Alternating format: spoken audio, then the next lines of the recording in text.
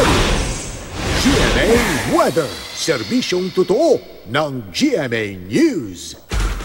Mga kapuso, patuloy na magpapaulan ng hanging habagat sa malaking bahagi po ng bansa. Base po sa datos ng Metro Weather, halos buong Luzon ang uulanin ngayong araw, lalo na dyan sa may northern, central at southern section.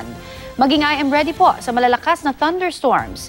Dito naman po sa Metro Manila, malaki rin ang tsansa ng ulan, lalo na mamayang hapon o gabi. Maulan din po sa Visayas, lalo na sa may western at central section, pati dyan sa may Samar at Leyte provinces. Habang sa Mindanao, asahan din ang malalakas na ulan, lalo na sa Zamboanga Peninsula at northern Mindanao. Sa ngayon ay wala pa pong low pressure area sa loob ng Philippine Area of Responsibility. Pero may panibagong sirkulasyong namataan sa may West Philippine Sea na posible daw na magpalakas lalo sa habagat.